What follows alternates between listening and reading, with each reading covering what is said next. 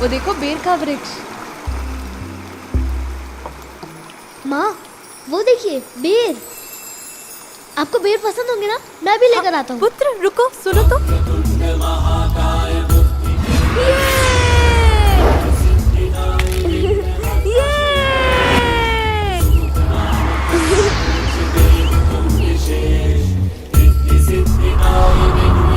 पुत्र कंधे से बालक ने माता के लिए प्रेमवश कठिनाई पूर्ण श्रम किए, ऊंचे तरुवर से बेर चुन लिए। पुत्र तुम ठीक हो?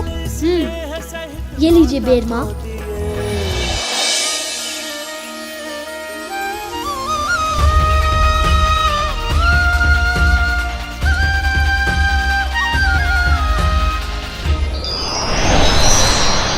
प्रभु महादेव को वापस लेकर ही आएंगे हम। जब तक महादेव उसके उदर में स्थित है, गजासुर को युद्ध में कोई परास्त नहीं कर सकता। इसीलिए उससे युद्ध करने का कोई लाभ नहीं। लाभ हानि का विचार नहीं करूंगा मैं प्रभु, बल्कि अभी वहां जाकर उस गजासुर से युद्ध करके अपने महादेव को मुक्त कराऊंगा। विष्णुदेव ने जो कहा है आपने सुना नहीं नंदी? अभी गजासुर को कोई भी पराजित नहीं कर सकता है। उस महासुर से युद्ध के सिवाय और कौन सा उपाय हो सकता है? उसकी सभा में जाकर उसके समक्ष नृत्य करें और उससे विनती करें कि कृपया करके हमारे महादेव को मुक्त कर दे अपने उदर से। प्रभु आप ही बताइए प्रभु, क्या करें? नृत्य। नृत्य?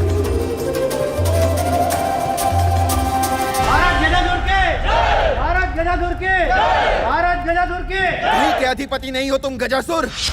बल से नहीं छल से पराजित किया है तुमने हम देवताओं को। अच्छा, कठोर तप छल कब से हो गया सूर्यदेव?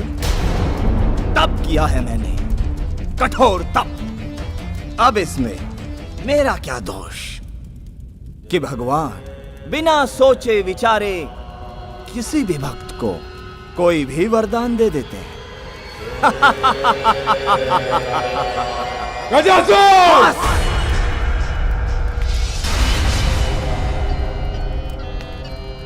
बस अब और विलाप नहीं सुनना चाहता मैं तुम्हारा देवगणों।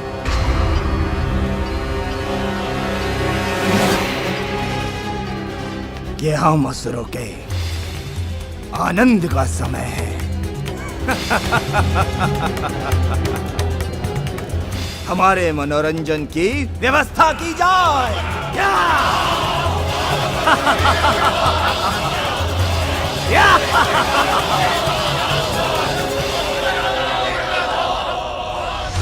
अधर्म का आनंद अधिक समय तक शेष नहीं रहता गजासुर। तुम्हारे उत्सव के आनंद में ही तुम्हारे अंत की युक्ति छुपी है।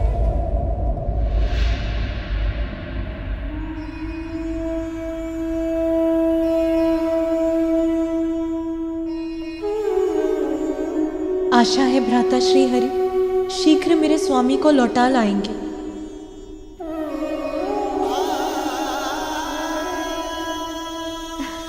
मातृत्व फलित हो रहा है तुम पर। हाँ, उसके तेज से दमक रही हो तुम। हमारे समान अपना सुख तुम्हें अन्य सखियों के साथ भी बांटना चाहिए। हाँ हाँ, हमें सबको आमंत्रित करना चाहिए। हाँ, ये तो बहुत अच्छा होगा। सभी देवी आंखें मेरे पुत्र को आशीष देंगी। बहुत बड़ा उत्सव मनाएंगे हम। कितना आनंद आएगा ना। और हमें पूरी व्यवस्था भी करनी होगी। ये तो बताओ कौन कौन से व्यंजन बनाएंगे और सजावट कैसे हो? अरे अरे बस करो तुम दोनों, पहले मुझे सभी देवियों को निमंत्रण तो भेजने दो।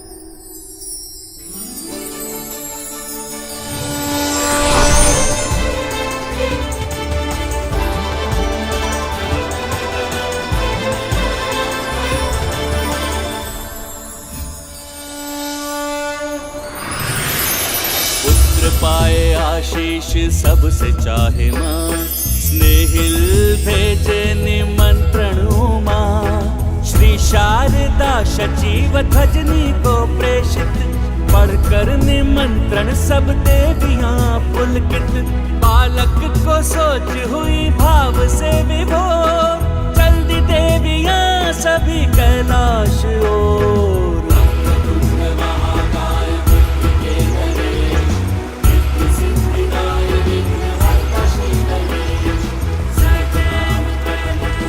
माँ, क्या कोई मुझसे मिलने आ रहा है? हाँ पुत्र, मेरी सभी सखियाँ आ रही हैं। वो सभी हमारी शुभचिंतक हैं।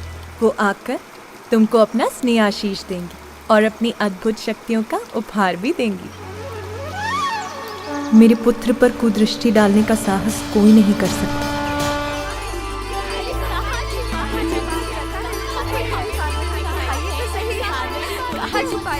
अब बता भी दीजिए, कहाँ छिपा कर रखा है आपने अपने पुत्र को? मैंने कहाँ छिपा रखा है? कहाँ है? दिखाइए तो हमें। देवी पार्वती, आपका पुत्र तो मेरी कल्पना से भी अधिक सुंदर है।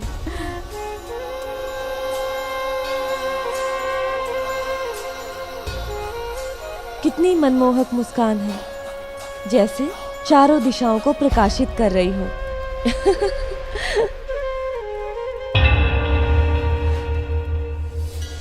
इनके नेत्र तो बिल्कुल आप पे गए देवी पार्वती।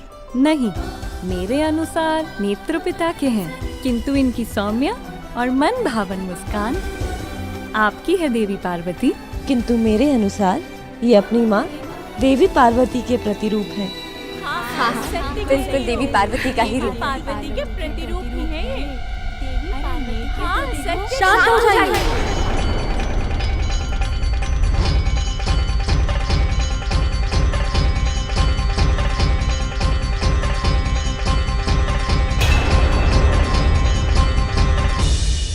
इतनी प्रशंसा मत कीजिए इनकी।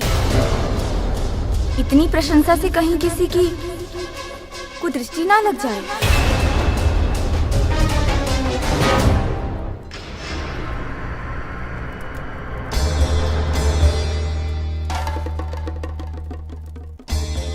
भाग्य पे नहीं मेरा वश, इसीलिए मैं हूं विवश।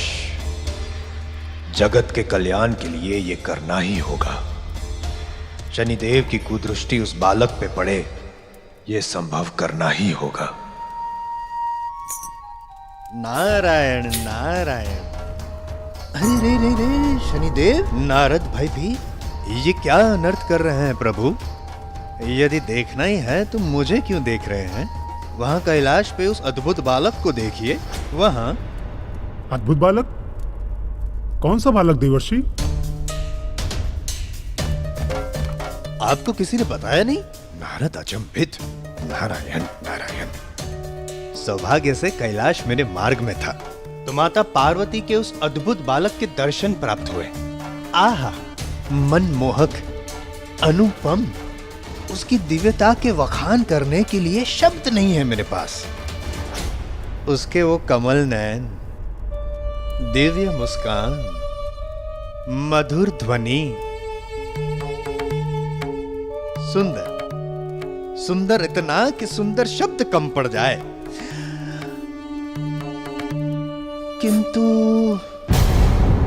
किंतु क्या देवर्षि?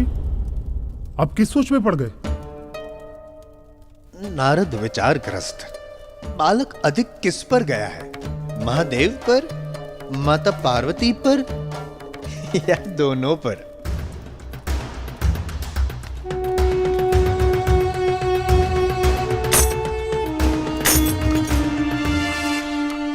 प्रभु, आपका क्या विचार है? नारद क्षमा याचित। आपने कहाँ देखा है उस बालक को? समस्त देवलोक आनंद पा रहा है उसे देखकर, केवल आप ही वंचित रह गए उसे ना देखकर। नारायण नारायण नारायण नारायण।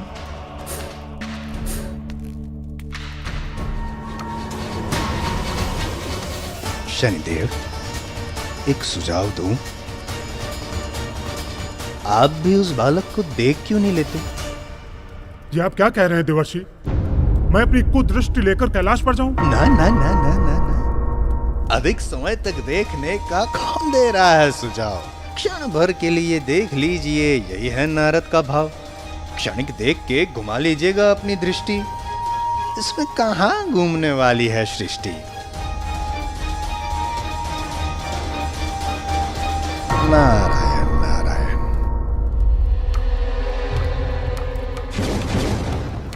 हाँ, ये उचित होगा। उस बालक की एक छोटी सी झलक लेकर मैं अपनी दृष्टि घुमा लूंगा। काक, मेरे वाहन, शीघ्र उपस्थित हो।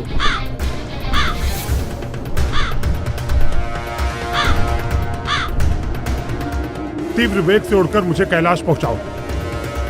मैं देवी पार्वती के उस दिव्य पुत्र की एक झलक पाने को व्याकुल हो रहा हूं।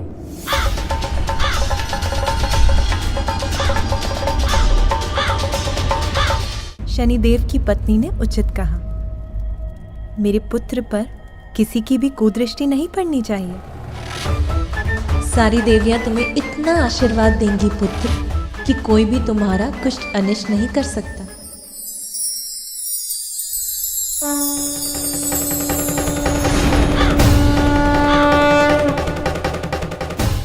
लीजिए, अब इस काले टीके से मेरा पुत्र कुदृष्टि से सुरक्षित हो गया।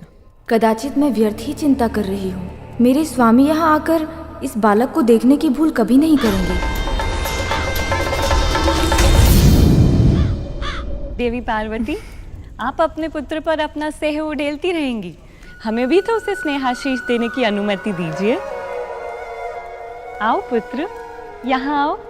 मैं तुम्हारा जीवन धन धान्य से संपन्न कर दूंगी।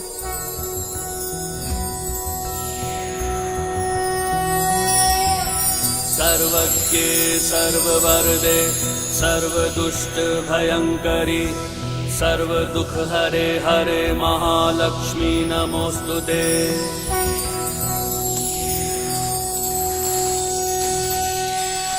देखा तुमने पुत्र, आओ मेरे पास। अपनी माँ की आंचल की छांव में उनके स्नेह का सौभाग्य प्राप्त हो मुझे, तो मुझे धन धान्य की क्या लालसा। धन्य है देवी पार्वती, अद्भुत है उनका बालक जिसको कोई लालसा ही नहीं। मेरी लालसा तो बढ़ती ही जा रही है उस बालक के दर्शन के लिए। अच्छा, मेरे पास आओ, मैं तुम्हें सृष्टि का समस्त ज्ञान दूंगी। आओ।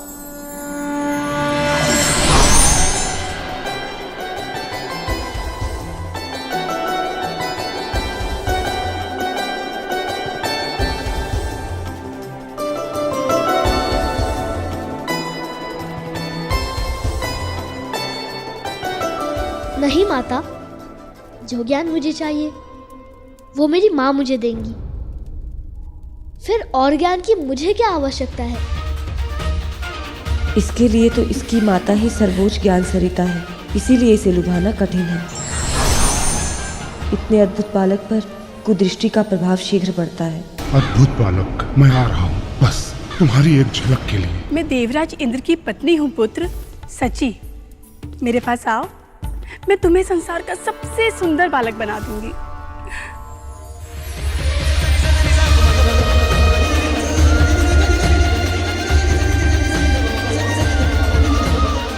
मेरी माँ के लिए तो मैं सबसे सुंदर बालक हूँ।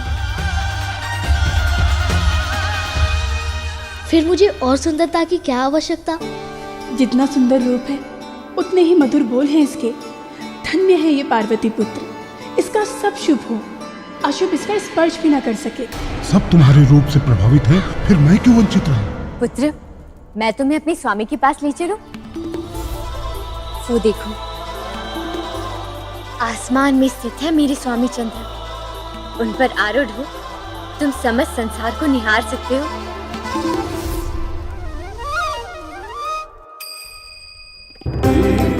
जब मेरी माँ ही मेरा संसार है, तब मैं और संसार को देखकर क्या करूँगा? अपनी माता के प्रति ऐसी अद्भुत अपार निष्ठा है इस बालक की। माता और पुत्र दोनों सुरक्षित रहें, किसी की कुदृष्टि न पड़े इस बालक पर। पलक झपकते ही अपनी दृष्टि हटा लूंगा उस अद्भुत बालक से, जिससे मेरी कुदृष्टि का कोई प्रभाव न पड़े उस पर।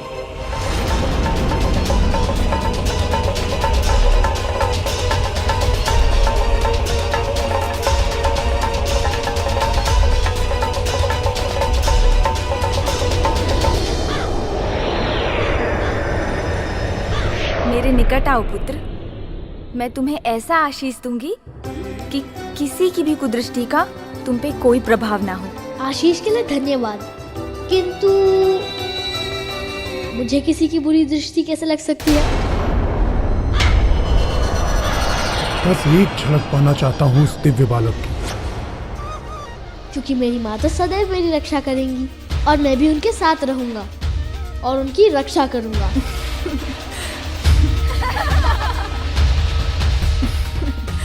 सत्य है पुत्र, मैं सदैव तुम्हें अपनी आंचल की छांव में सुरक्षित रखूंगी।